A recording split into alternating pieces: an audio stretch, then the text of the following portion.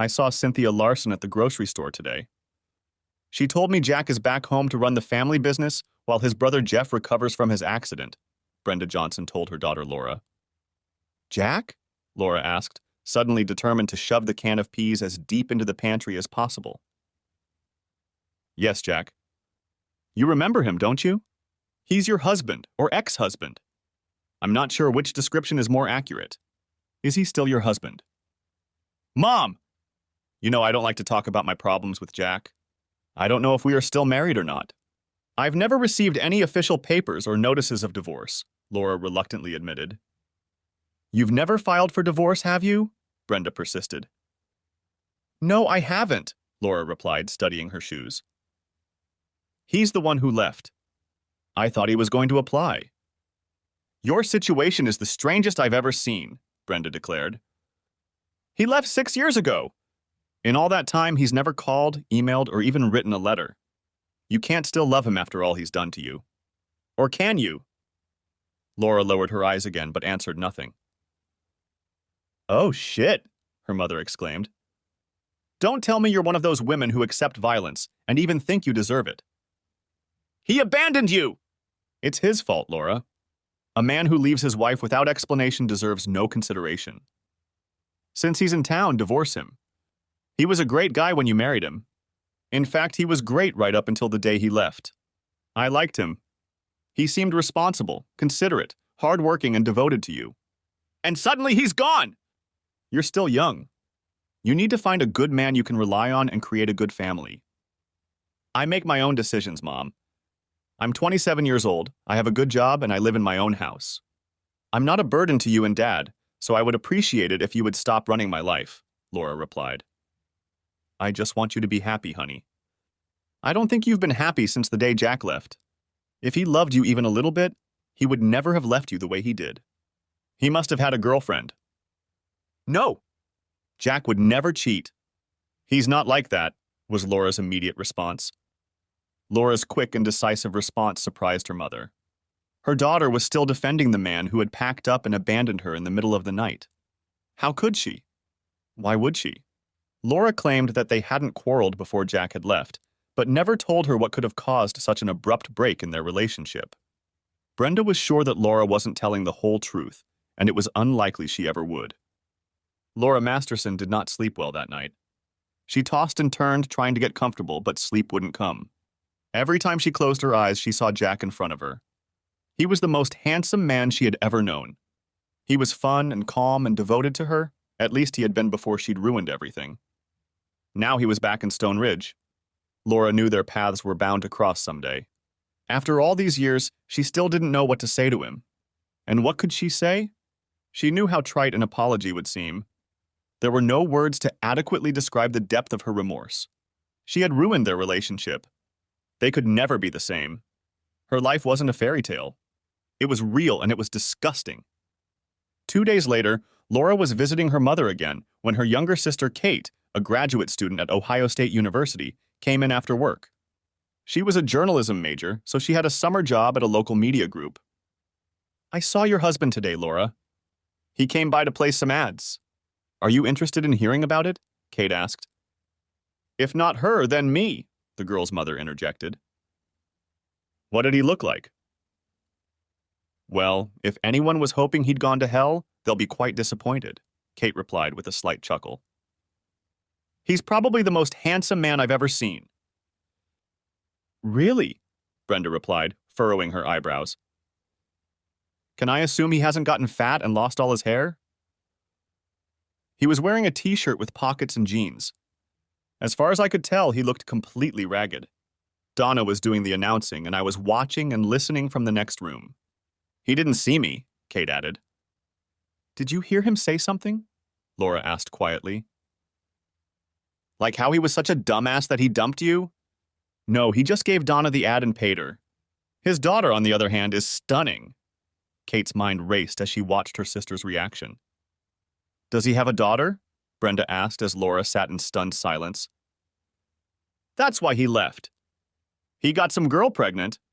You're lucky you got rid of him, Laura. I don't think many women would feel that way seeing him in that tight shirt and jeans, Kate objected. He exudes sex appeal. Besides, his daughter looked too old to have been born after he left Stone Ridge. I think she's about 12 or 13, Kate said.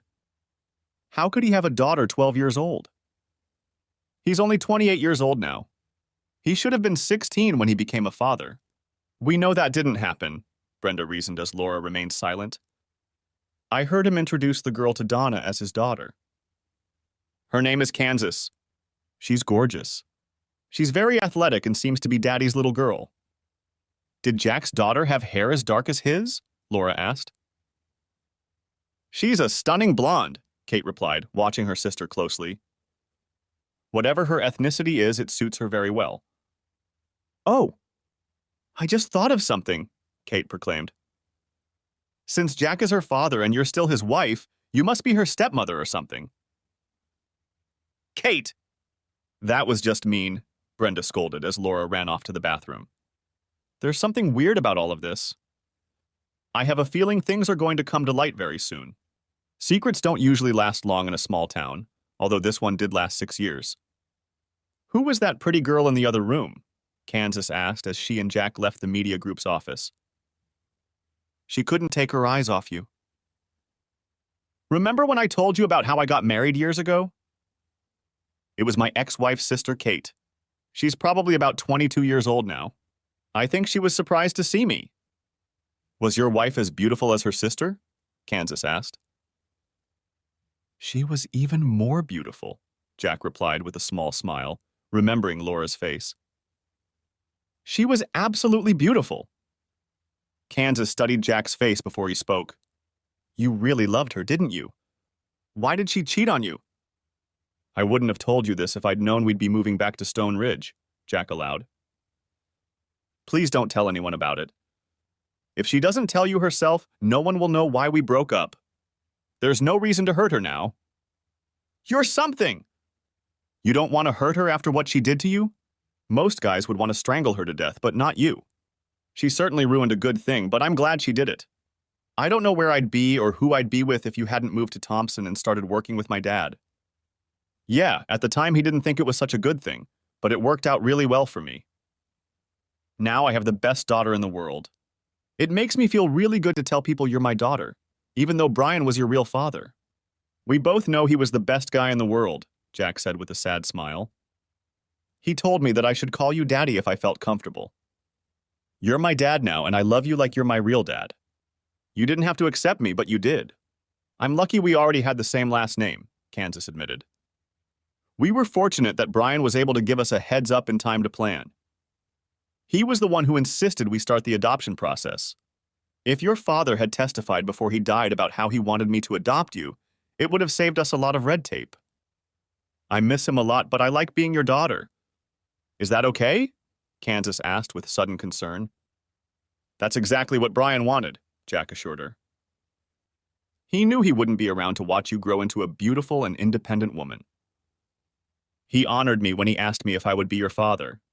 It was an unquestionable decision. You do realize we're going to have a hard time finding a new mom for me if you're already married, Kansas remarked. Maybe we should meet Laura and ask her if she's divorced you. Let's hold off on that, Jack cautioned. When I filled out the adoption paperwork, I indicated that I was married.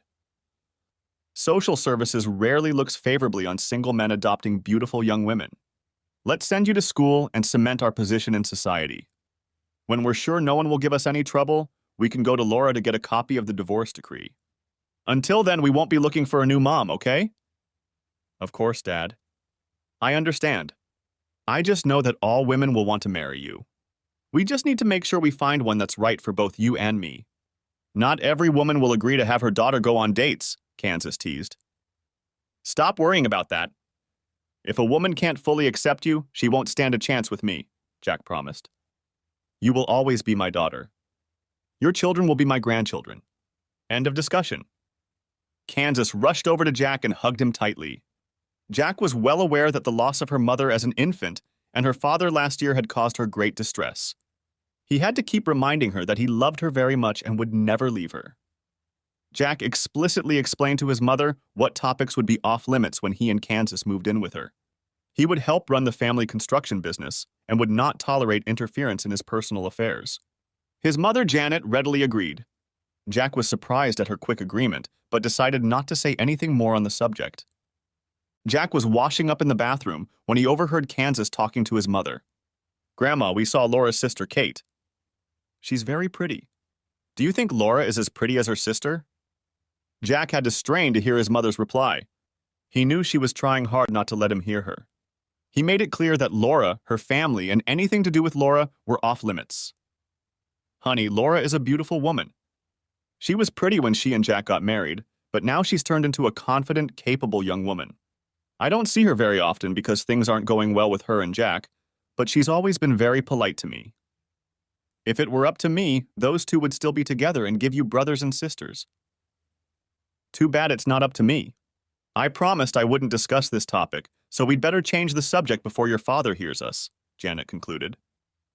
"Dad drove me by the new school this afternoon," Kansas informed him as Jack entered the room and sat down at the kitchen table. "Their soccer field looks like it's in great shape. I can't wait to try out for the team. I saw online that there will be tryouts next Tuesday afternoon." "I didn't know you played soccer," Janet exclaimed, but with less enthusiasm than Jack had expected.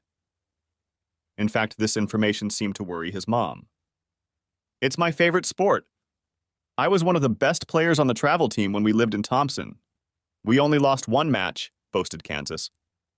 "She was far from the best player on the team," Jack remarked with a chuckle. "She's just being modest." "Sounds great," Janet praised, wondering if she should tell Jack who his coach was. She hid a chuckle at the thought of how the first practice would go and what a shock Jack would be in for. He was the one who had insisted that no one talk about Laura.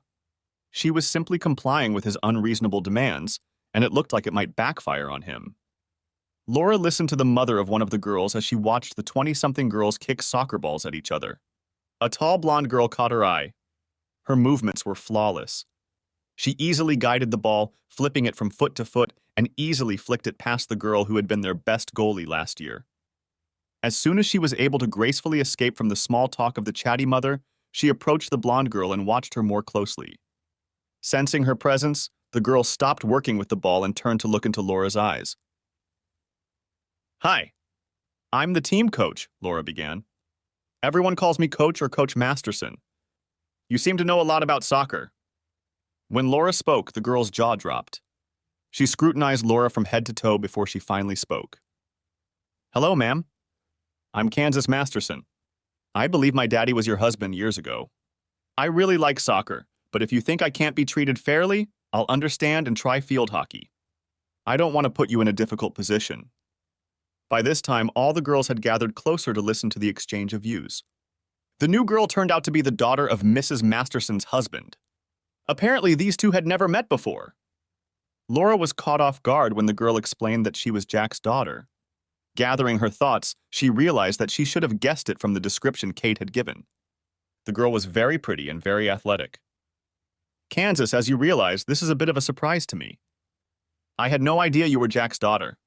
Let me assure you that your behavior on the field, diligence at practice, and ability to fit in with the team will determine your playing time. I have no reason to be unfair to you," Laura assured me. As Laura spoke, the girl scrutinized her face. She seemed to be the one to decide what their relationship would be. When Laura finished speaking, Kansas nodded her head slightly, as if in acknowledgement. "Grandma Masterson knew you were a coach. But she didn't say anything because of Daddy's rules," Kansas grinned. "I can't wait to see his face when I tell him you're my coach." "Your father isn't here, is he?" Laura asked, quickly looking around the field. "No, he's driving the backhoe this afternoon," Kansas replied.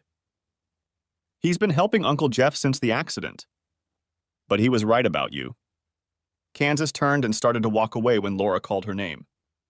Kansas turned to face Laura again, but she moved closer and spoke softly in her ear. "What do you mean he was right about me? What did he say about me?" Laura waited with dread for the beauty's answer, but it had been years since she had seen Jack or heard of him. She lacked information about him. If he still hated her, she'd better find out right away. "Well, Coach," Kansas whispered, so only Laura could hear. "Daddy says you're the prettiest cheating whore he's ever seen." Laura reacted, as if the blonde had punched her in the face. She gasped, fell to her knees, and burst into tears. Kansas expected to see contempt, anger, embarrassment, or a combination of those emotions. Seeing how her words devastated the woman, Kansas rethought the entire situation. She'd hated Laura Masterson ever since she'd first heard the story of how she'd cheated on Jack. In doing so, Laura had nearly destroyed him. Kansas decided that if she ever got the chance, she'd tell that whore everything she thought of her. Laura Masterson somehow didn't fit into the picture that Kansas had created. She seemed to be loved and respected by the other girls.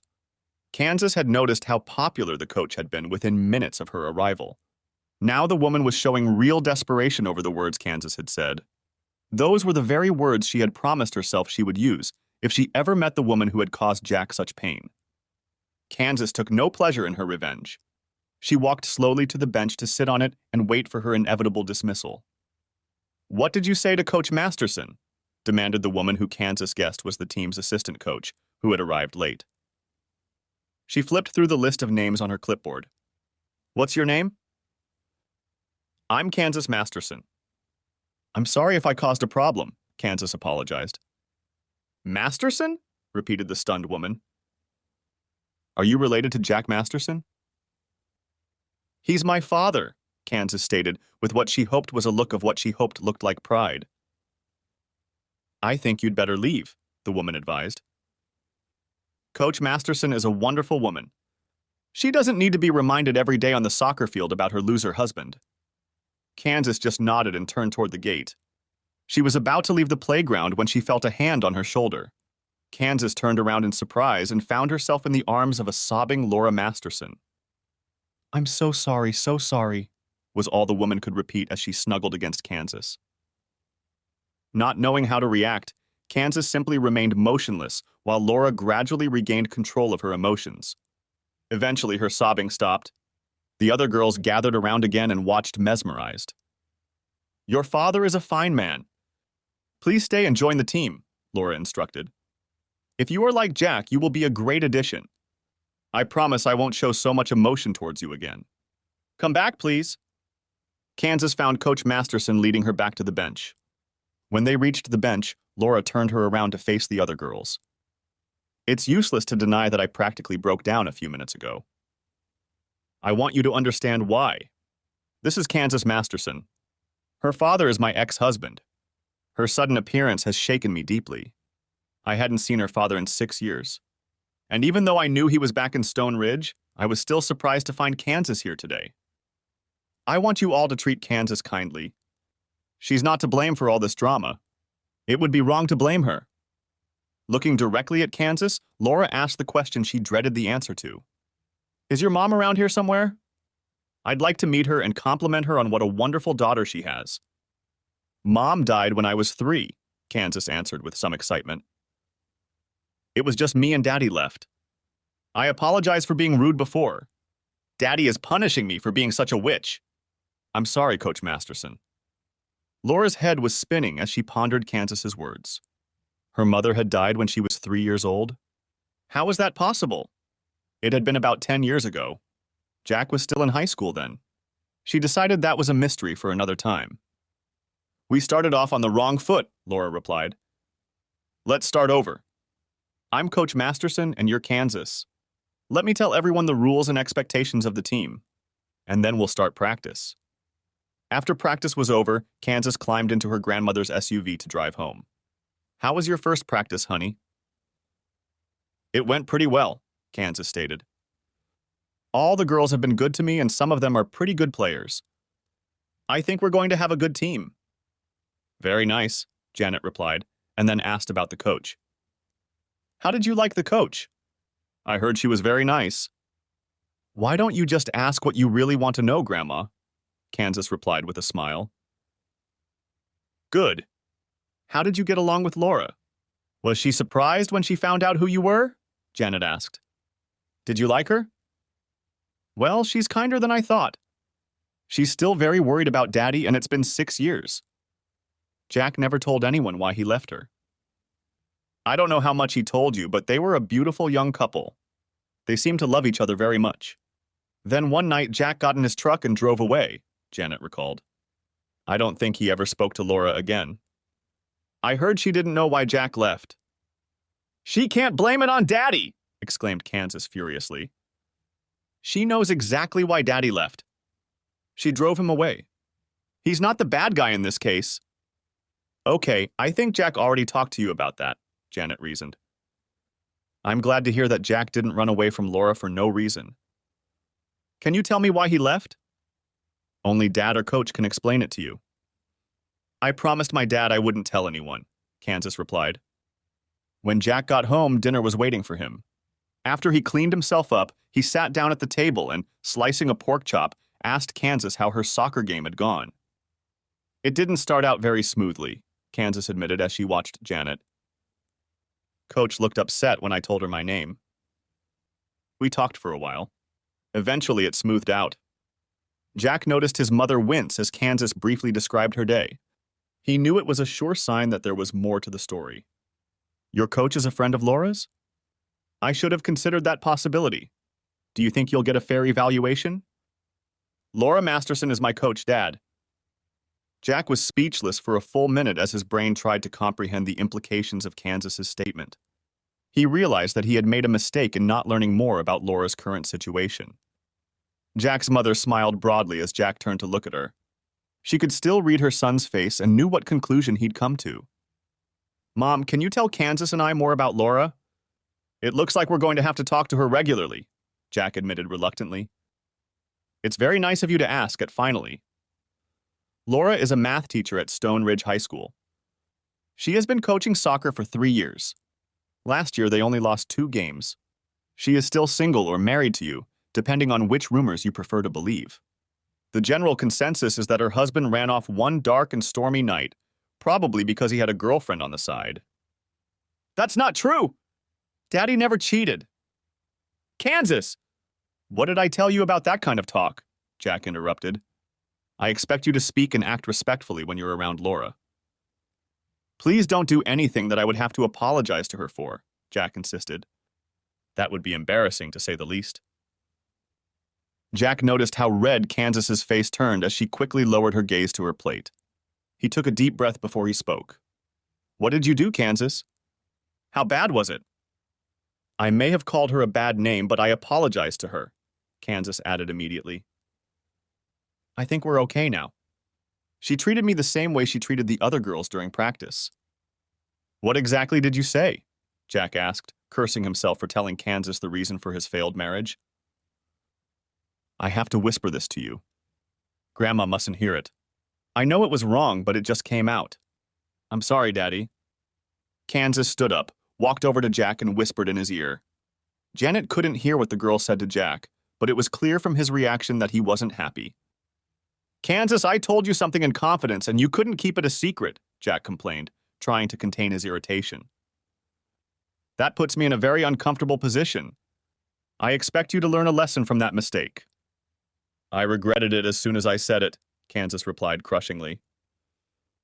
It hurt her a lot more than I expected, Kansas admitted. I forgot to tell you that she told the girls you were her ex-husband. Now we can find you a new wife. Laura was at loose ends. She struggled to act normal so she could make it through the team's training session. She was glad she lived alone as she sat in her favorite chair and cried nonstop for hours.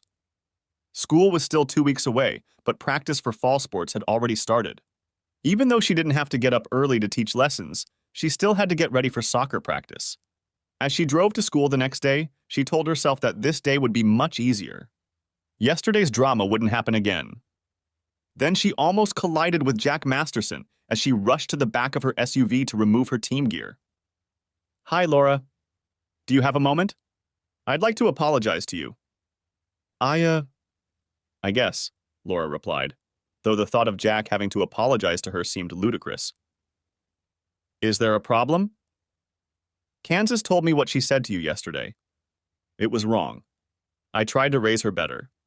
It's partly my fault. I shouldn't have told her why we broke up. She and my cousin Brian are the only 2 people I told about it, Jack assured Laura. She's young and she wanted to hurt you. Laura couldn't help but notice how great Jack looked in a simple cotton t-shirt and jeans.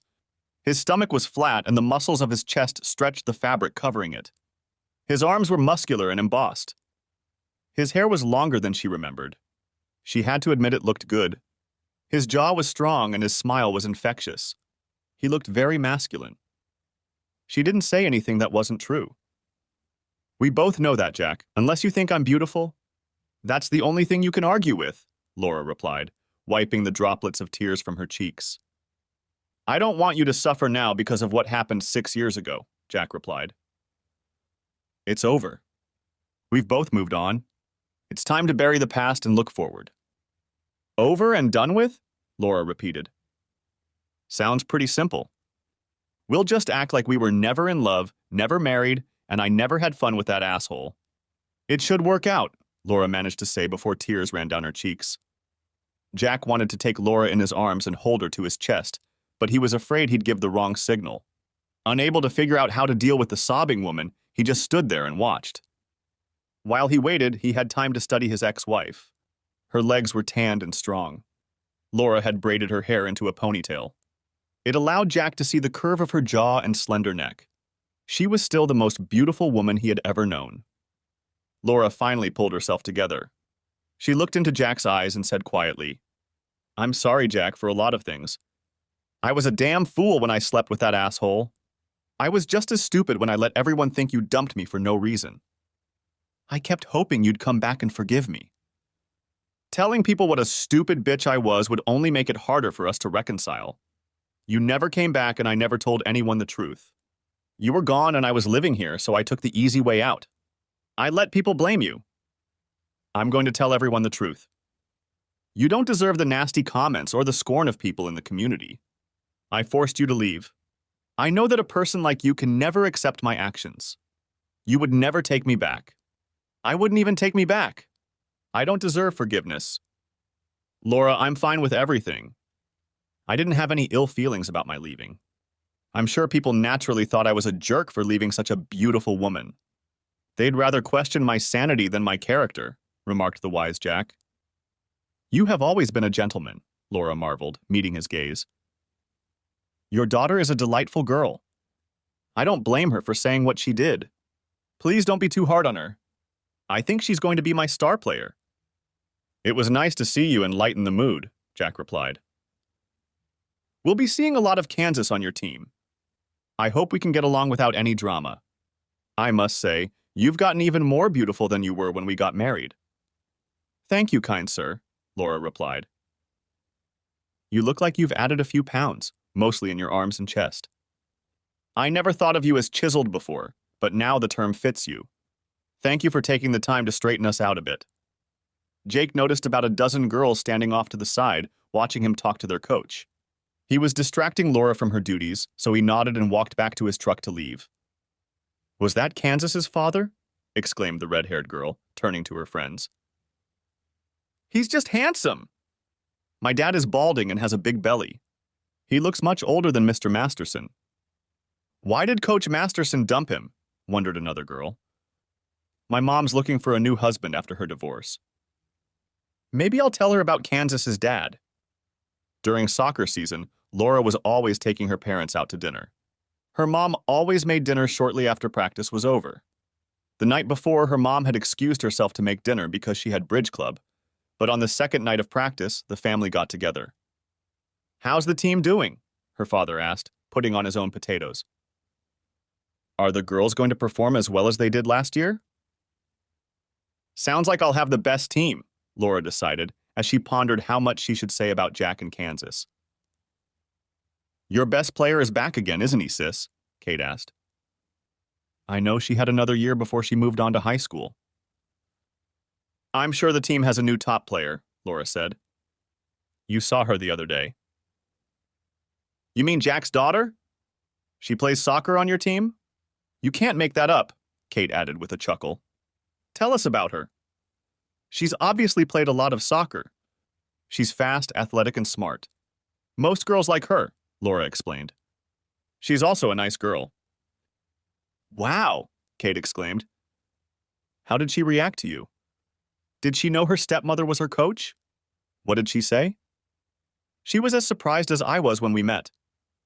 I told her I was Coach Masterson, and she knew right away that I was married to her dad. I think we're going to get along great. She's a really nice girl. Have you seen Jack? Janet asked. Did he have the courage to at least talk to you? I talked to Jack today before practice. We worked some things out. It wasn't as awkward as I feared, Laura admitted. What exactly did you find out? Janet asked. He apologized, not that anything he could say was a suitable explanation for leaving his wife. We had a mature conversation without throwing accusations and recriminations. Jack was a complete gentleman, Laura admitted. He even told me I was prettier than when we got married. Hallelujah, Janet intervened. It follows that you are no longer married to him. You are free to find a husband who will treat you with love and respect. I almost had it all, Mom, Laura managed as tears ran down her cheeks. I didn't deserve a good husband. I didn't keep the one I had. He's the one who got away, Laura's father remarked. I should probably go find him and kick his ass. I wouldn't advise trying it, Papa. He has the look of a man who can handle himself quite well. Did he seem torn to you, Laura? Kate asked as Laura wiped away her tears. That's an understatement. You're a big guy, Dad. I appreciate you wanting to protect me, but please don't have words with Jack. He's different now than he was when he left. He's matured. He's obviously much stronger and more confident than he was before. It was quite obvious. That's it? Janet asked. After 6 years, he comes back to town with a blonde daughter and doesn't explain himself to the wife he left? How did you keep from punching him in the face?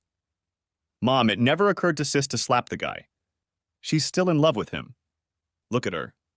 I can't explain it, but she loves him more today than the day he left, Kate stated. I'm just a stupid bitch. Come on, say it, Laura sobbed. I've ruined the best thing I ever had. I deserve to be laughed at and worse. Sis! You're not stupid, Kate replied crushingly. I don't know what happened between you two, but if you still love that jerk, I'm on your side. I'll help in any way I can. I want to see you happy again.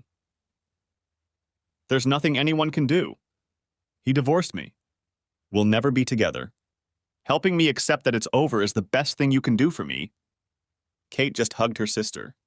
She didn't say anything else, but decided that she would talk to Jack and find out why he had left her sister and see if they had a chance to be together again.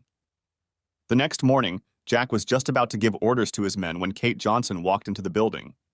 The men knew enough about Jack's history with her sister Laura to remain silent as Kate approached him. What can I do for you, Kate? Jack asked in a professional tone. I want to treat you to lunch at Ellie's tonight. Meet me there at noon? Jack had no choice but to agree. He would never refuse a lady such a request in the presence of others. In fact, he had always liked Kate, and he didn't mind having dinner with an attractive young woman.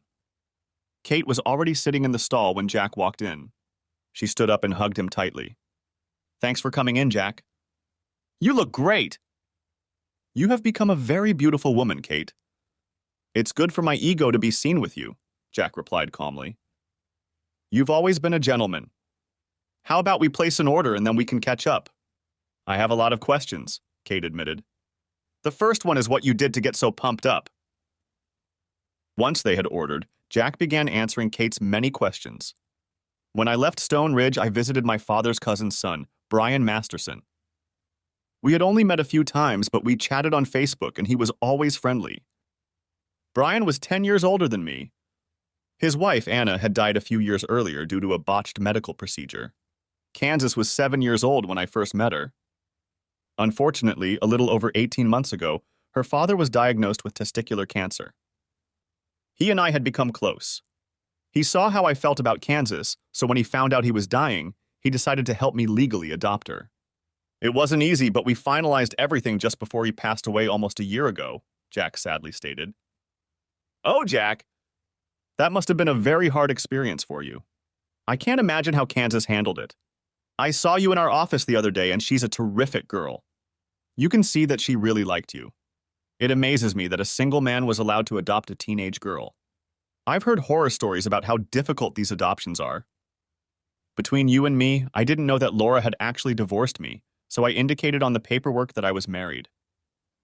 I genuinely thought I was. Kansas is my life now. I can't imagine not having her with me. She still worries about adoption. She knows how closely the authorities watch single men who adopt girls. She wants to help me find a wife as soon as possible, but what she really wants is a mom. Kate knew that Laura thought Jack had divorced her. Now Jack was telling her that he thought Laura had divorced him. Kate put that information aside, figuring it might come in handy someday. That brings me to one of the reasons I wanted to talk to you, Jack, Kate cut to the chase. You've seen Laura. You know how beautiful she is. She graduated from college and got her teaching degree. 2 years ago, she bought a small ranch. The kids at school adore her. I don't think she's been seeing anyone since you left. Is there any chance of you two getting back together? You were the perfect couple, Kate stated with conviction. I'm sorry, Kate. That's not going to happen. We're very different people now than we were when we got married. We've gone our separate ways. There's nothing left between us, Jack replied. You've both changed, but for the better, at least in my opinion, Kate argued.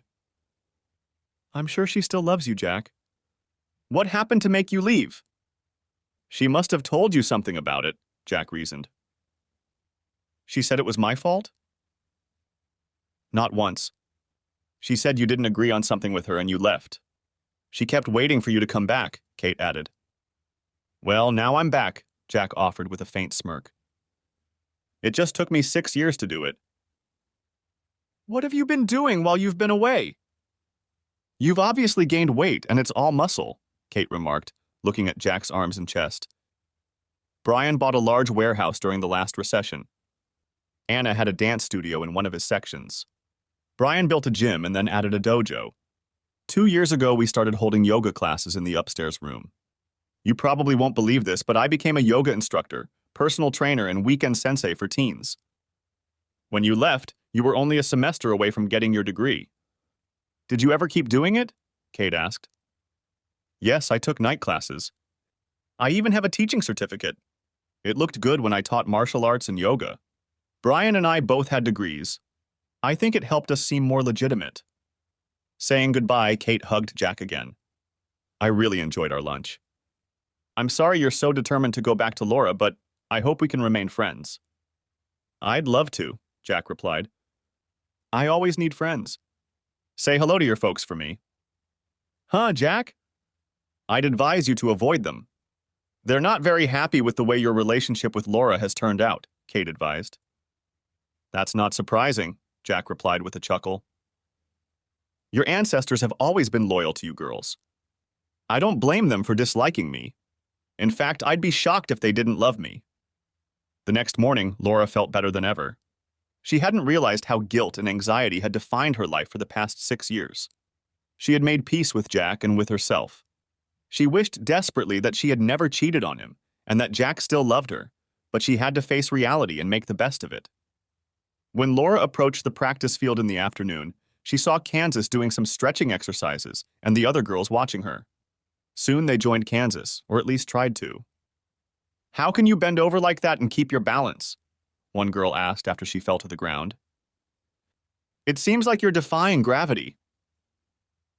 My dad helped me learn my stretching regimen. It's borrowed from both yoga and martial arts. He could teach you, but I can't. I don't know where to start. I can do stretching, but I don't know exactly how I got to this point, Kansas admitted. You, Dad? Can you do those stretches? An incredulous friend asked. I thought men couldn't bend as well as women, especially guys with muscles like your dad's. They can do it if they work at it, but most men don't want to put in the effort it requires. They prefer to do martial arts where they can punch and block, Kansas replied. Most of Dad's physique was derived from yoga.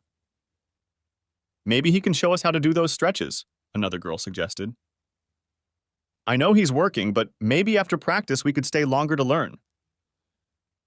I don't know if Dad has the time. Besides, I don't think Coach would agree to that. She might think Daddy is meddling in her team's affairs. He's very careful when dealing with underage girls.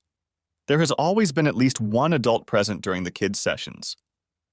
Kansas, if Jack wants to show these girls how to do stretches, I'll gladly stay and chaperone, Laura interjected. I can so see the other teams watching you girls do the stretches, Kansas.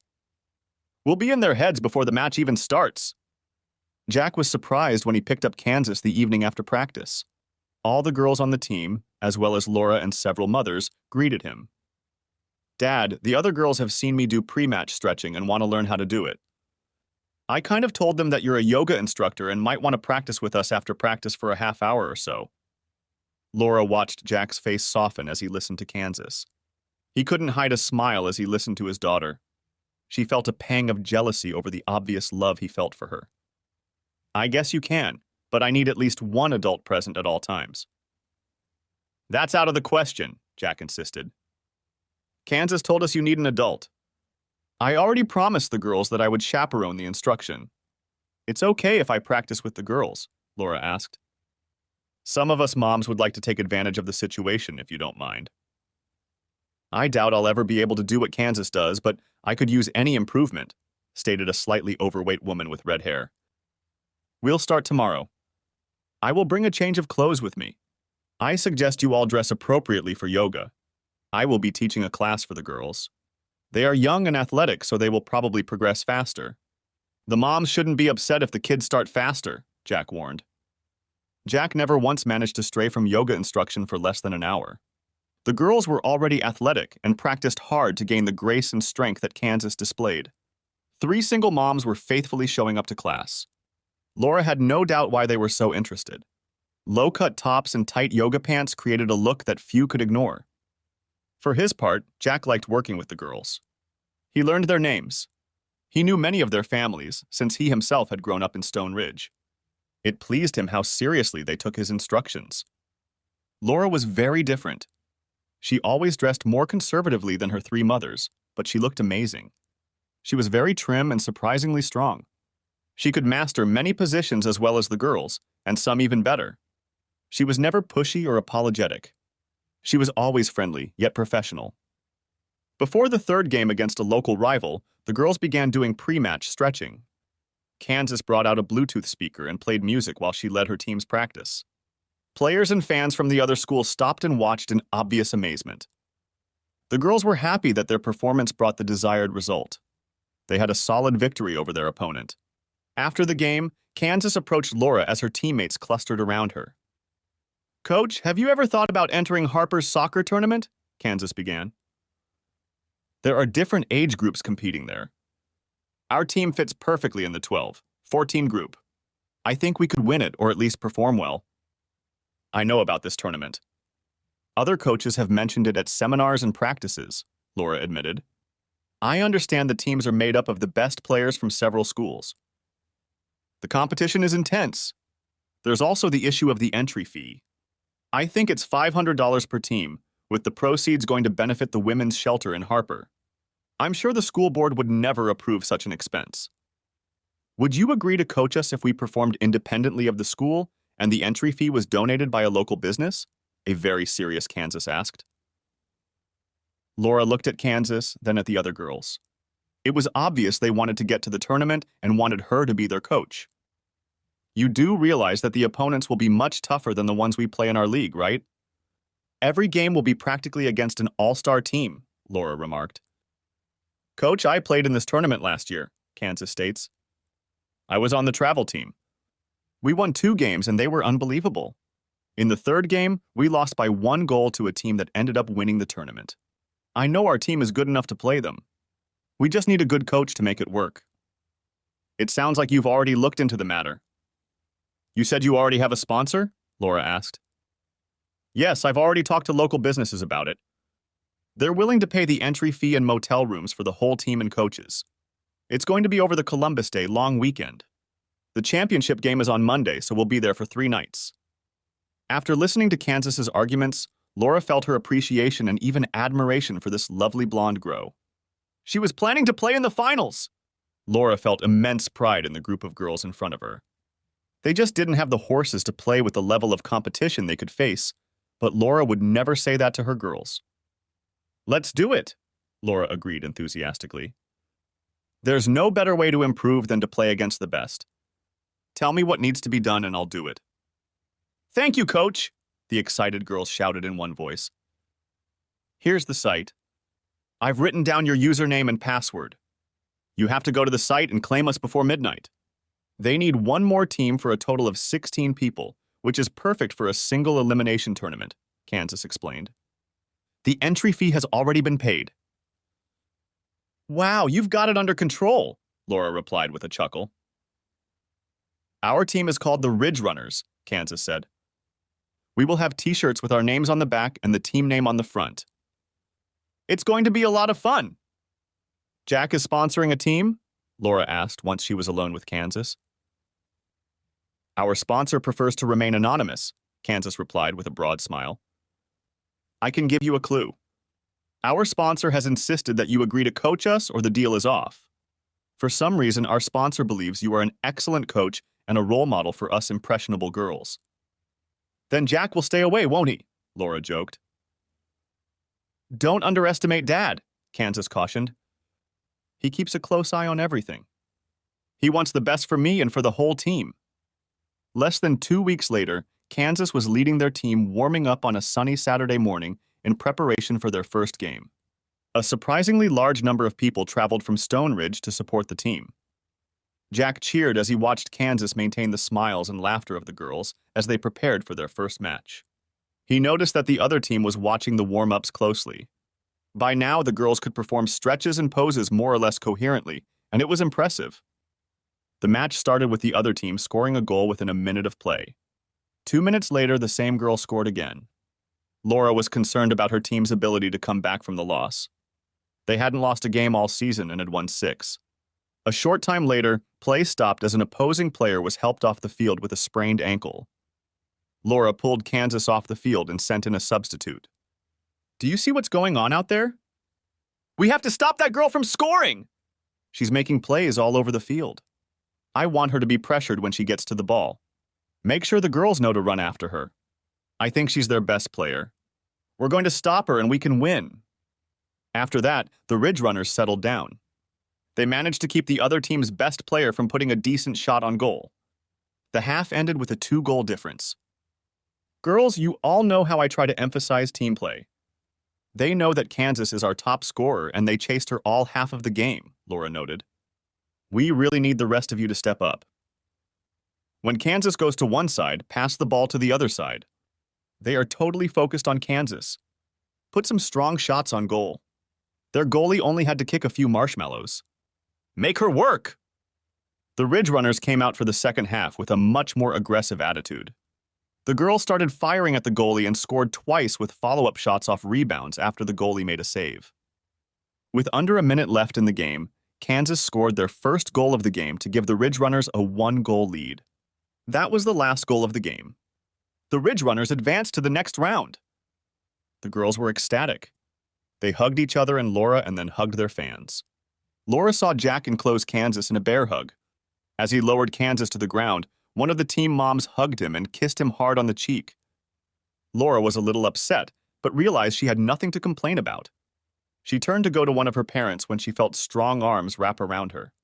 Suddenly, she was in Jack's arms. It had been almost 7 years since she had enjoyed this simple pleasure. The Jack she was now snuggled up to was like steel. She was no small woman, but Jack had no trouble sweeping her off her feet. That was a great coaching job, praised Jack. Kansas told me you did a good job. Thanks for that and for treating the girls so well. Thank you for sponsoring us and getting us rooms, Laura replied as Jack hugged her. Some girls could never afford the trip in the rooms. It was very generous of you. I'd do anything to make Kansas happy, Jack admitted. I never knew how deeply a man could feel for his daughter. She makes me feel alive.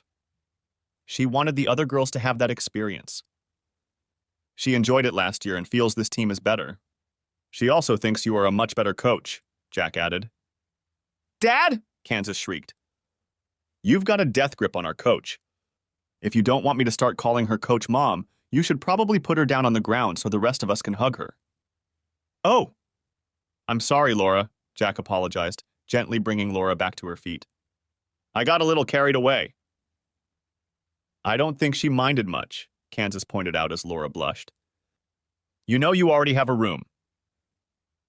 I understand her mother had the same sense of humor, Jack explained, turning to look at Kansas.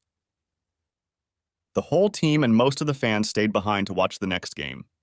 The next day, they were to face the winner of that game. Laura wanted her children to learn as much as they could about their style of play. She knew they would have to give it their best to have any chance of winning. The next morning, Kansas shined, leading her team to a 5-3 victory.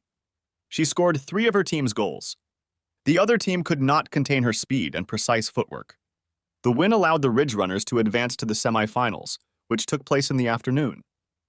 As it turned out, the semifinal game was against a travel team that Kansas had played last year. Before the game, Kansas spoke briefly with the girls from the other team. It was obvious to the Ridge Runners and their fans that Kansas really liked her former teammates.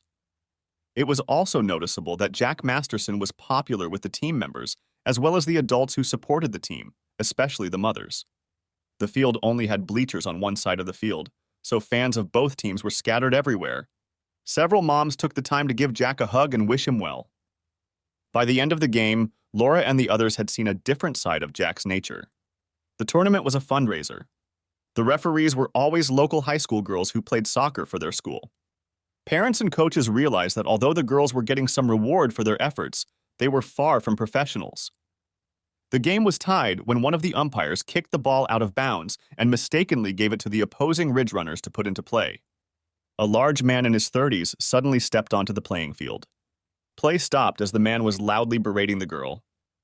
Both teams watched in stunned amazement as the man continued to shout threats and obscenities at the teenage girl who had made the wrong choice. Laura was already heading toward the man when she saw the poor girl suddenly burst into tears, run a few feet to the sideline, and hug Jack. Jack held her to his chest as the girl sobbed uncontrollably.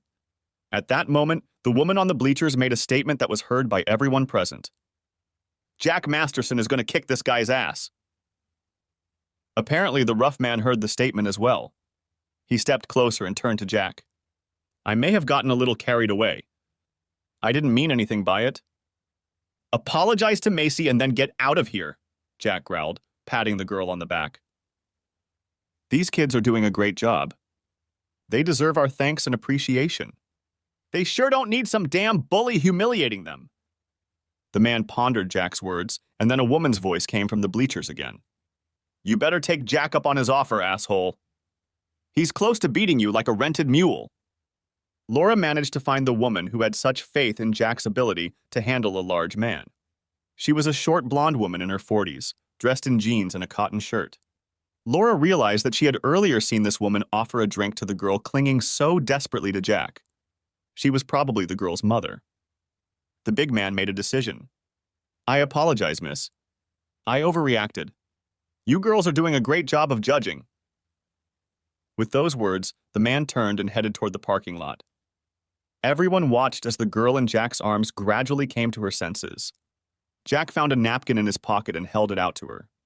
The girl smiled at him, wiped her eyes, and stood on tiptoe and kissed Jack on the cheek. "Thank you, Jack. I knew you'd stop that awful man," the girl praised.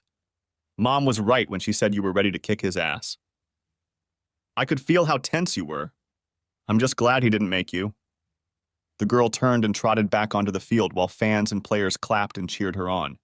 As soon as the applause stopped, the officials gathered to discuss how much time remained and who would have possession of the ball when play resumed.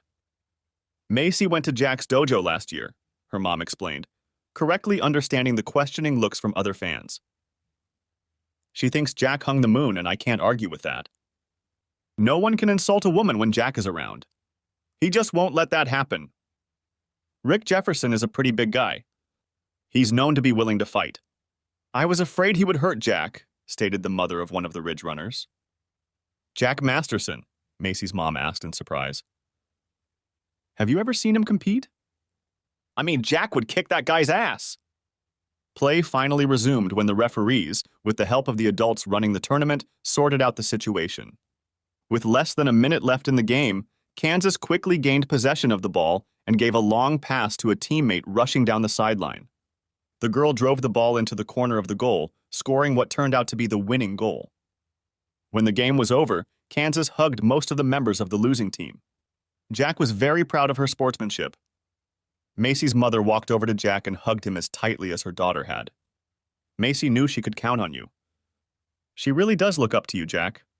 Her grades in school have improved, and she's going to go to a state college next fall. She wants to be a teacher. You really set her on the right path last year. Why did Rick Jefferson end up here?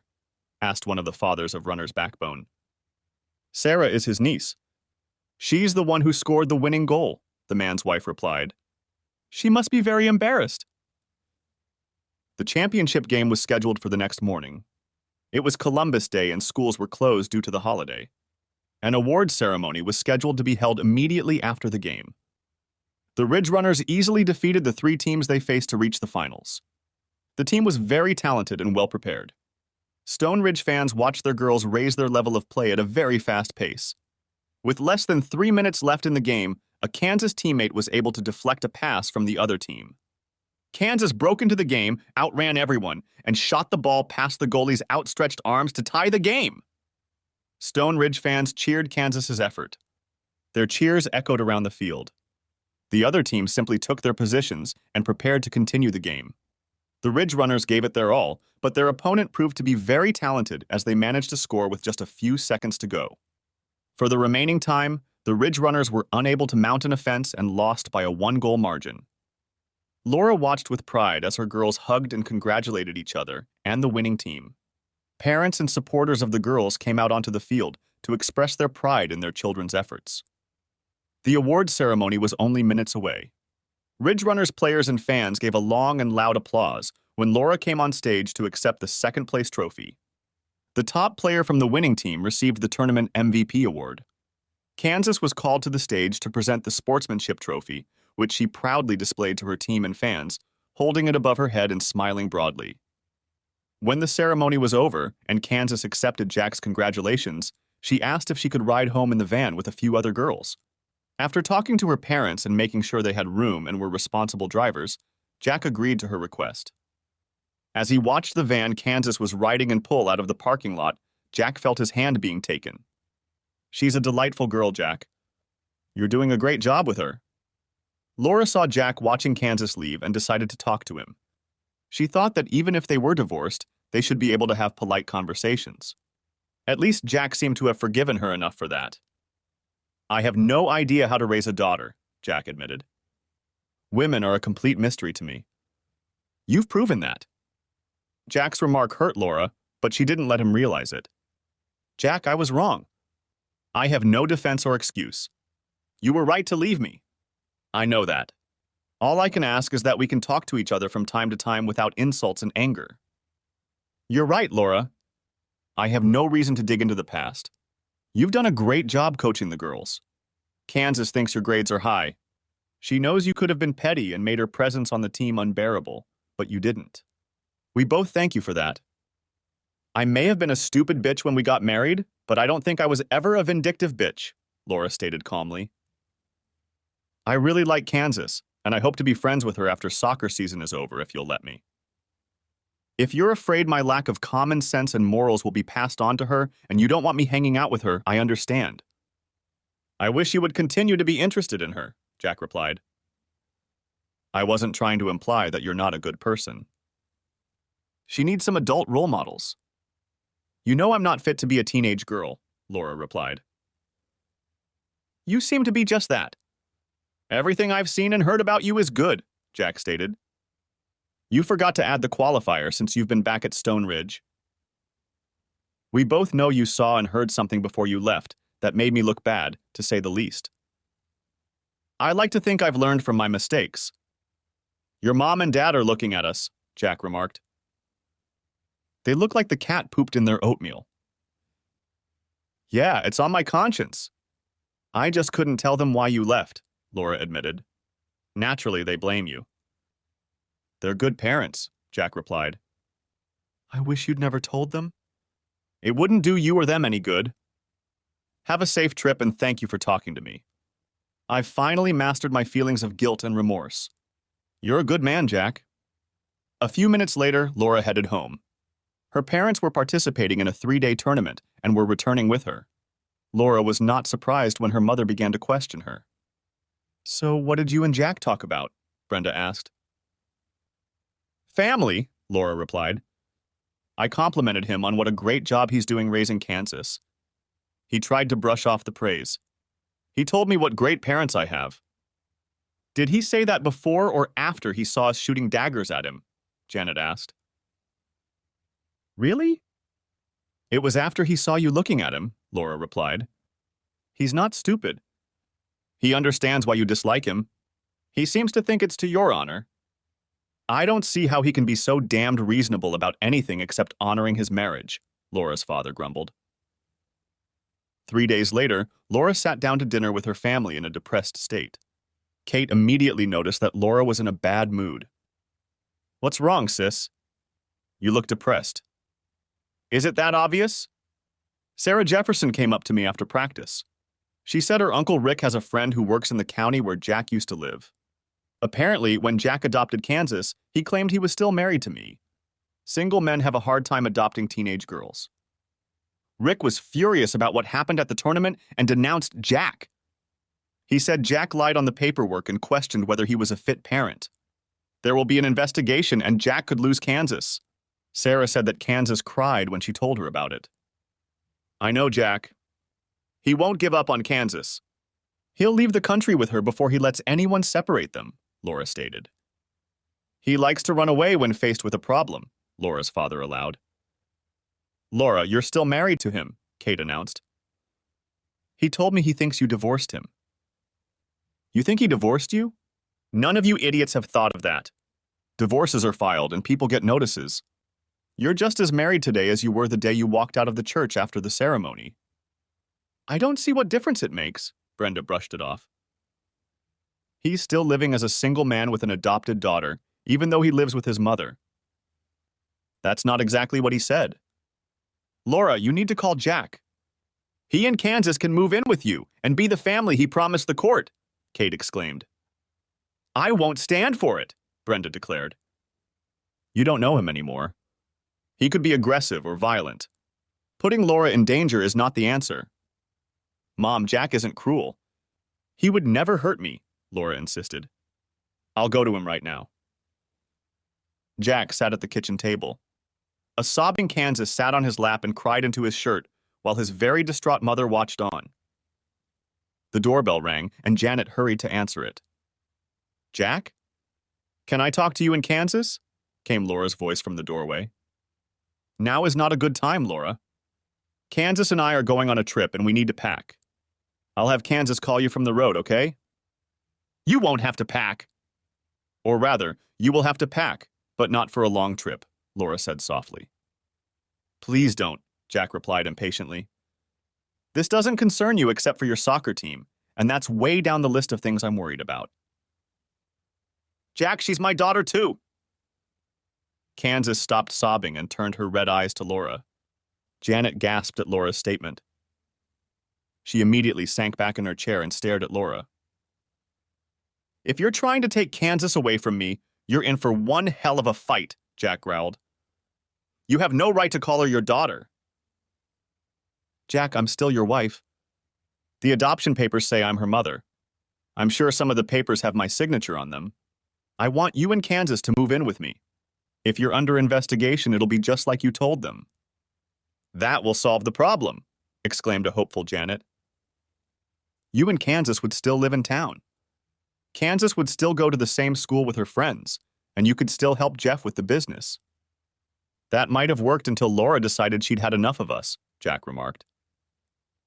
She can kick us out anytime she gets in her head. If I leave the toilet seat up, she might throw me out. I can't risk Kansas getting hurt like that. Jack Masterson. You know damn well I wouldn't do that. I screwed up once. I admit it, but that doesn't define me as the man I am now. I'll put your name on the contract. Hell, I'll let you pay the damn mortgage if it makes you feel better. I love Kansas like a daughter. I'd be honored to be her mother. Dad? Can we try? Kansas pleaded. Coach is a very nice person. She won't do anything bad to me or you. What are your options, Jack?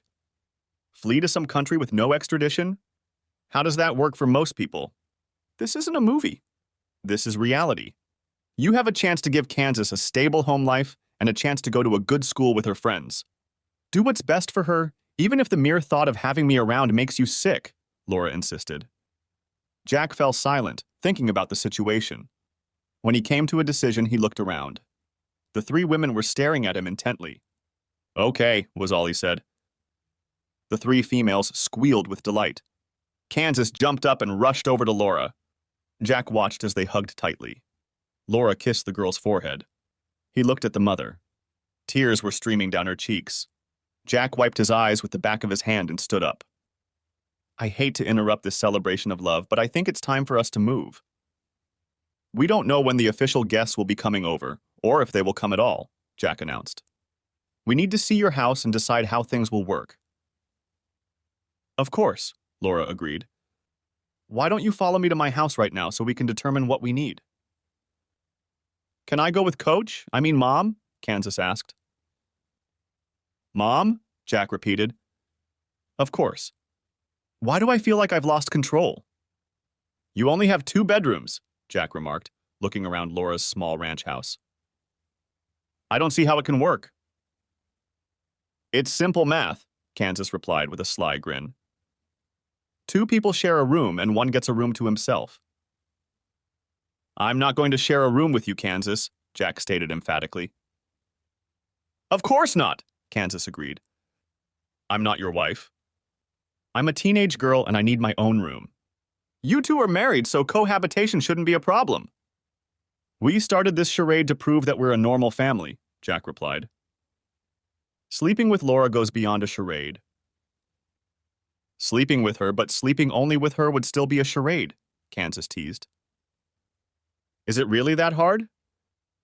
"I'm standing right here," Laura interrupted. "Kansas should have his own room. Jack, you and I can share my bedroom. I have a double bed, so you can keep your honor intact. I'll even give you 2 drawers and some space in my closet." Jack and Kansas moved into the house before 11 o'clock at night. Laura was moved to tears when Kansas asked her a question before bedtime. "Is it okay if I call you Mom?" "If it becomes a habit with me, it will seem natural if someone comes here to check on us," Kansas reasoned. "If it bothers you, I won't do it." "Honey, nothing will make me happier," Laura whispered as tears came to her eyes. "What about school?" "What do I call you there?" Kansas inquired. "I'm going to be your mom anyway, so it'll be okay," Laura replied. "I don't think that's a good idea," Jack cautioned. "We don't want to suddenly start acting different. We're trying to show that we've been a family for a long time. If Kansas called you coaches last week, I think she should continue to do that. I'll be the only one going home with my mom after practice, helping her cook dinner and cleaning the house," Kansas promised. "I can't wait to be a part of a real family." Jack was about to warn Kansas not to go too far in family matters when Laura caught his eye. She shook her head almost imperceptibly, but Jack caught the meaning. Laura lay in bed watching Jack as he came out of the bathroom and cautiously climbed under the covers. "You sleep in your pajamas now? You used to always sleep naked." "I try to be a gentleman. Since Kansas started living with me, I have a pair of pajamas to wear when I get up," Jack explained. "I won't call the police if you accidentally put your arm around me or squeeze me in the middle of the night," Laura replied. "I know I seem repulsive to you now, but if you forget who I am in your sleep and act accordingly, I won't complain." "Thank you, Laura." "It's hardly a problem," Jack assured her, turned onto his back and fell asleep in a surprisingly short time. Jack was an early riser. His internal clock woke him up at 5 in the morning. He noted that he was still lying on his side of the bed, so she must have moved overnight. The next evening after soccer practice, Laura stopped by her mother's house. Kansas walked through the door following her and stood before Brenda. "Your daughter is my mom now. Is it okay if I call you Grandma?" Brenda was determined to show Laura and Kansas her disapproval of the whole charade, but her resolve dissolved when Kansas made his request. "Of course you can," Brenda exclaimed, gently hugging the girl. "Would you like some milk and cookies?" "I just made some." "So Mom's heart has melted already?" Kate joked, walking into the kitchen and hugging Kansas. "I'm your Aunt Kate and you're my favorite niece, Kansas. We're going to have so much fun." "I'm getting a new grandmother and aunt?" Kansas replied with a huge smile. "Hopefully we'll get to spend more time with all of you. Dad knows Grandma doesn't like him very much, so we'll have to get together when he's working." "Well, I really like your dad," Kate replied. "He's just a handsome man." How do he and your sister get along? Okay, I guess. They spent half an hour working out their rules of behavior in the bedroom. Guess I don't exactly have a normal family, at least not yet, Kansas added meaningfully. Ah! Do you think there's a chance? Kate asked. Well, Daddy's quite the red-skinned man. Mom looks like a mannequin, only with more curves, so I don't think he has much of a chance, Kansas admitted, as Laura blushed thickly. You're not thinking of going back to Jack for good, are you? Brenda demanded. That's not the point, is it? Mom, I came by to inquire about some of your recipes, not to give you a lecture on how to handle your husband and daughter, Laura immediately objected. I don't know how things will turn out. Jack doesn't really like me right now, so you can take comfort in that. Jack entered Laura's house shortly after she and Kansas had started dinner. He looked around and then went out the back door with a notebook and measuring tape. Once dinner was over, Jack talked about what was on his mind. Laura, I want to make an addition to this house. I was thinking we could do another 26 feet by 14 feet. That would give you a large bedroom with a large bath and a huge walk-in closet, as well as a half bath for guests. Can I show you what I'm thinking? That sounds great, Jack, but I can't afford it, so there's no point in even discussing it. I've had trouble with my mortgage several times already, Laura replied. I'm willing to pay for a refill if you'll let me, Jack said. You're making a huge sacrifice for Kansas and me. I'll feel much better if you'll let me do it. It will increase your capital and give us a lot more room. Is sleeping with me really that bad? Laura asked, trying to keep her composure. Does just looking at me make you sick? No, it's not that. We don't need to cramp up like this. We'll still live in the master bedroom, but we'll be much more comfortable and we'll have more closet space, Jack said. I'll agree to this if you promise to sleep with me the whole time we live together, Laura demanded. Agree or leave? Jack looked at Laura's jaw and realized she was being serious. Glancing at Kansas, he saw that she was making a weak attempt to hide a smirk. Shrugging, Jack said to both women, "We have a deal." The soccer team remained undefeated in the league. As the season was coming to an end, Jack overheard Laura talking to Kansas about volleyball. By the end of the conversation, Laura had a new recruit for the team. Jack couldn't help but notice how close Kansas and Laura had become. They joked around, went shopping, cooked meals, and played team sports together. Kansas was as happy as he had ever seen her. His relationship with Laura was complicated. Laura respected his boundaries and remained friendly, but not romantic or intrusive. She never expressed negativity about the work that was being done on her house. The first week after moving in, Jack brought a backhoe to the site. Living in a mild climate allowed work to continue until late fall. The house was scheduled to be completed by Christmas. Kansas and Laura were excited about the expansion and the fact that they would each have more closet space. Kansas was going to move into Laura's old bedroom. That way she would have a separate bathroom and a large enough closet for clothes and accessories. Jack and Laura often discussed how they would respond to any agency that came to their home with questions about Kansas and the family arrangement. They developed a plan that they both strongly supported. As time went on, they began to wonder if anyone was even going to interview them, or if it was all too overblown in their imaginations. The sleeping arrangements remained the same. Neither Laura nor Jack ever went to bed without pajamas. Jack stopped worrying about waking up to one or both of Laura's breasts being in his clutches, or him pressing himself against her. She'd never mentioned it, so he figured it wasn't a problem. He was lying in bed one night thinking about the proposal he was about to make when he felt Laura tense up. He was surprised when she reached out and placed her hand on his chest. She let out a satisfied sigh and fell into a deep sleep. 2 days before Thanksgiving, Laura and Kansas came home from school and caught Jack in the driveway in deep conversation with the blonde. They continued to talk as Laura pulled into the garage. A few minutes later, Jack walked into the house. Kansas was in her room and Jack walked over to Laura. "That was Beth Harding," Jack remarked casually, watching Laura's reaction. Laura tensed, leaning over the sink. Jack saw her flinch as she whispered the question. "What did she want, Jack? Was she angry? What did she say to you?" "Her husband, Chuck, has a brain tumor. He's dying and she asked if I would visit him," Jack revealed. "Don't do it! He wants to rub your nose in it. He wants to hurt you, Jack. Don't let him. Please don't let him," Laura begged. I told her I would, even if it was just to watch him die, Jack replied. I'd like to hear what he has to say. He'll say I'm a whore. He'll get into my pants effortlessly. He'll probably try to say it wasn't just the one time you caught us, that I'm a bad lay and laugh in your face. He's mean. It's my fault. I should have known better, but if he was a real man, he would never go after a married woman, Laura reasoned. Why did you sleep with him then? You didn't look like a woman in a lot of pain that night, Jack recalled. In fact, you kept repeating his name over and over and saying how good he was. I was crushed. I thought about killing you both, but I decided it was better to just walk out the back door and drive away. I don't know why I did it, Laura sobbed. He was the big man on campus. He was a senior and I was a sophomore. He was a soccer star and I was just a wife, a married woman who was unavailable to most men, but not to him. He was good to me. I knew what he wanted, and for some damn foolish reason I figured I could take him on and you'd never know. It was my only affair. I ruined my life. I lost what I loved because I was young and stupid. I never blamed you for leaving.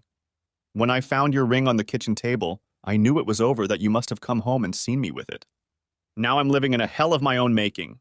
I love Kansas, but we're not family, not really. I can't make it up to you. I know that. We will never have the love that binds us together, like a family should. It's completely my fault, and I live with that knowledge every day. Why didn't you tell me you weren't happy or wanted to try other men? Jack asked softly. I didn't want to try other men. I just wanted to feel like something special for one night. The high school stud wanted me. The irony is how much smarter I became after you left. You became better looking, kinder, completely devoted to me. You became a better man in every way that mattered. Believe it or not, that was the last time I had sex, Laura declared. You are still the only man who has ever made love to me. I guess I can be grateful to you for that. I now know the difference between love and sex, and it's huge. I don't think I'll ever forget the time I rushed home from that seminar to spend the night making love and found that someone had taken my place, Jack replied glumly. You almost killed me, Laura. I was willing to give my life for you, and you almost took it. Just because you apologize doesn't make up for the pain I've endured for 6 years. I know that, Jack. I really do. I'm not asking you to forgive me. I don't deserve it. You're not the kind of man to overlook the tremendous disrespect I've shown you, Laura reasoned. I too have suffered for my stupidity. I'm in a sham marriage to a wonderful man and a beautiful daughter. Think how painful it is to realize that I had it all and squandered it all. Every time I look at you or Kansas, I am reminded of how stupid I was. Over time, the pain has not lessened.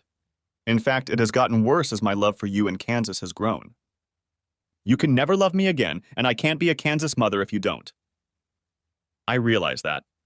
I'm just trying to enjoy every day we spend together. I know it's going to end, and probably soon, Laura admitted.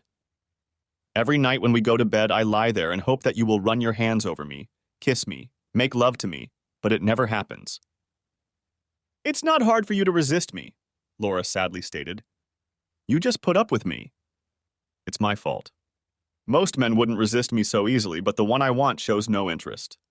Karma's a bitch. In early December, Jack walked into a local hospital and asked to see Chuck Harding. He was not prepared for what he saw when he entered the man's room. The man lying on the bed looked like he weighed 100 pounds. He looked like a skeleton with his skin stretched over it. Jack! Thanks for stopping by. If you want to slap me or even strangle me, feel free. I deserve it, the sick man said in greeting.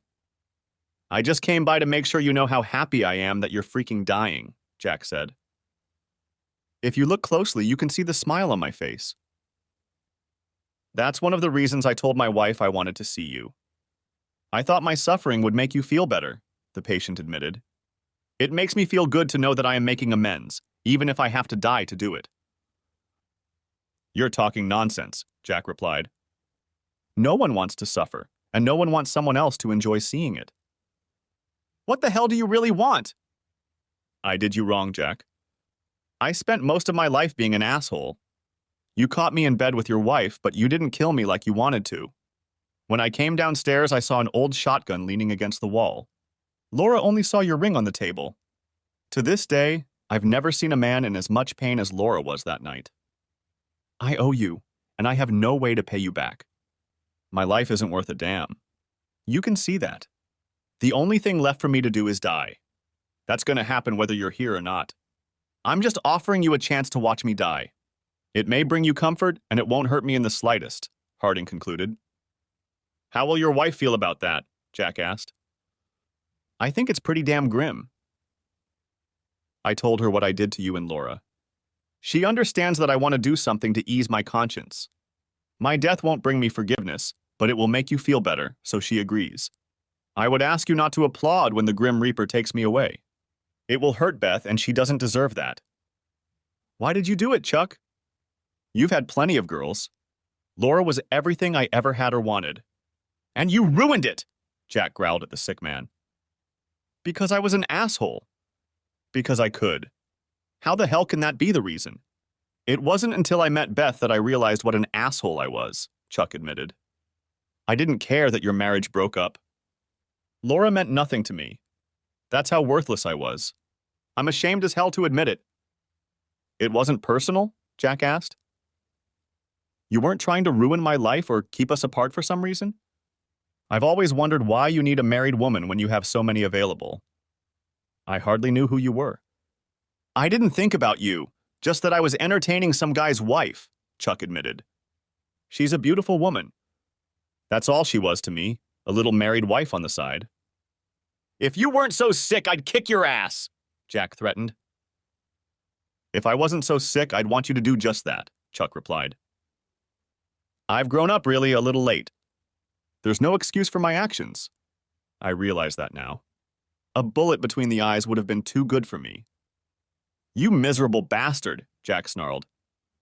I'd be doing the whole world a favor if I held this pillow over your face. True, but then you'd be in a lot of trouble. Killing a dying person is considered just as much of a crime as killing a sturdy, healthy person, Chuck reasoned. Why don't you just come in here when you get a chance? It's quite possible you'll see me going on a happy hunt. Jack had never been as angry as he was at this moment. This guy had ruined his marriage simply because he wanted a piece of someone else's ass. To Jack, Laura was the perfect wife, a woman devoted to him and willing to share the rest of her life with him. And then Chuck Harding decided he wanted a taste of another man's wife. I guess I'll take you up on your offer, asshole, Jack replied firmly. I'll be pissing on your grave in a few days, you bastard! Jack was true to his word. He visited Chuck Harding several times a week, though he didn't tell Laura or Kansas about it. He knew his intentions were unhealthy at best. When Jack stopped by for the third time, Chuck's wife Beth was there with a little boy.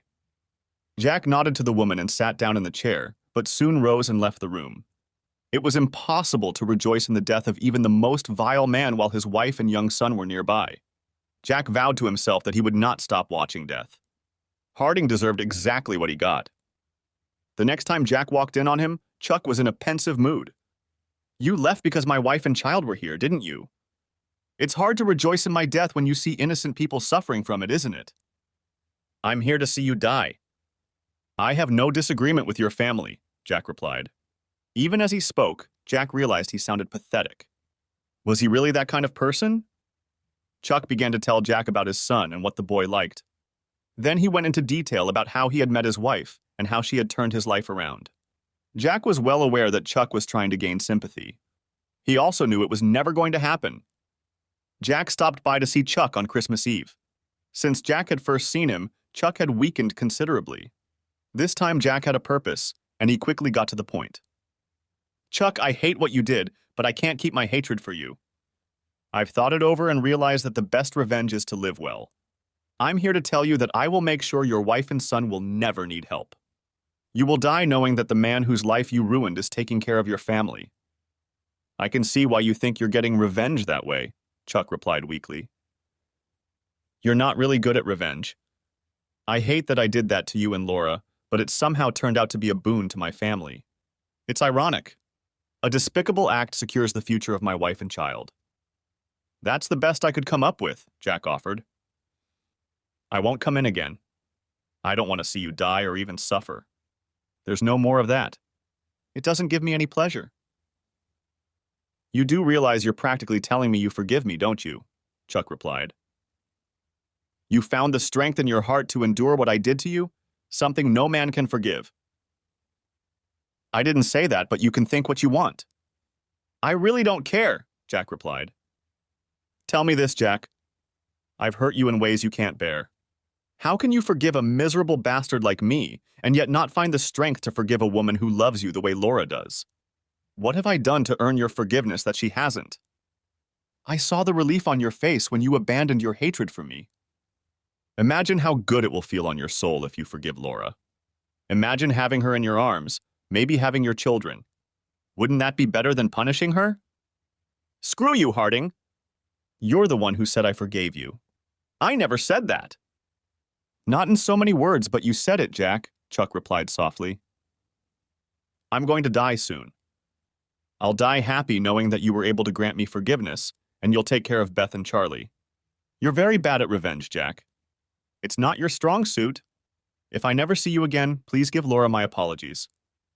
Jack left the hospital furious. The stupid bastard thought he'd been forgiven. He wanted Jack to forgive Laura. When that happened, hell would be cold. As Jack drove, he thought back to his last conversation with Chuck Harding. The man had gotten to him. Jack had to admit it. He shouldn't have gone to the hospital that first time. When Jack got home, his driveway was clogged with cars. He had to drive down the street 100 yards to find a parking space. He had completely forgotten about the party Kansas and Laura were throwing. It was a Christmas party. The addition had been finished 2 days ago, and the furniture, including the huge double bed, had been brought in yesterday. All of Laura's friends, family, and co-workers were invited. Kansas asked many of her friends to stop by for a visit. He was still furious at the last words he'd said to Chuck when he pushed open the door and stepped inside. The guests turned at his appearance and suddenly fell silent. Laura and Kansas were serving drinks and hors d'oeuvres when Jack entered the living room. It was immediately obvious that he wasn't himself. Laura had never known him to drink much, but she considered the possibility as Jack circled the room with his eyes. As soon as his gaze fell on her, he stopped moving. "Uh-oh," muttered Kansas, realizing that her father was in a state she had never seen before. Jack finally took a few steps deeper into the room, but his gaze never left Laura. The silence continued as everyone watched the intensity of emotion on Jack's face mesmerized. "What's wrong, Jack?" Laura asked anxiously. "Do you really want to be my wife?" Jack demanded. Yes, I do," Laura replied quietly. "A wife gives her husband all her love. She belongs to him, only to him." Laura's father tried to intervene, but Kate quickly stopped him with a hand gesture. "I agree," Laura said as tears came to her eyes. "A husband takes care of his family. He gives them everything he has. He deserves respect," Jack said firmly. Laura just nodded, completely oblivious to everyone watching her exchange with Jack. A good wife won't complain if her husband takes her whenever he needs her, including right now, on that damn big bed. Not if he loved her and she loved him, Laura agreed. Right, Jack snorted, scooping Laura up into his arms in a quick motion. Kansas, close the door behind us. Okay, Daddy, Kansas replied immediately, closing the bedroom door. I'll be entertaining guests, so don't rush out on account of them. What just happened? Laura's mother asked. Is Laura going to be okay? Oh, yes, Kate said with a laugh. Sis is going to be all right for the first time in years. Only half an hour had passed when Jack and Laura struggled to open the bedroom door. They had just showered and put on different clothes. Laura snuggled up to Jack as their company began to banter gently. That didn't take long, remarked one of Jack's equipment operators. I hope the boss had time to finish the job. He did very well. Thanks for asking, Laura cooed and gave Jack a quick kiss on the cheek. Jack, I don't pretend to know what happened between you and my daughter, but her mother and I are damn glad things are better now, Laura's father stated, holding out his hand. Just don't do it again. Shaking his father-in-law's hand, Jack glanced at Laura before answering. I don't think that can happen. Laura and I will be together from now on. Come to think of it, it was my idea for you two to live together so that Kansas's adoption wouldn't be challenged. Funny how nothing ever came of that threat, Kate remarked. I was interviewed at school a few days later, admitted a grinning Kansas. I told them we had a great family. Mom and Dad loved me and each other. I knew they would realize that sooner or later. I didn't tell anyone about it because I wanted us to stay together. Because of that, we moved in with my mom. Why were you so emotional when you got home, Jack? His curious mom asked him. I guess I was trying to determine exactly who I was hurting and why. Eventually, I realized that the pain caused by revenge is mostly self-inflicted. I needed to treat myself better. Laura will have to suffer with me for the rest of our lives. Thanks for watching. I hope you enjoyed it, so subscribe to my channel and watch the next video.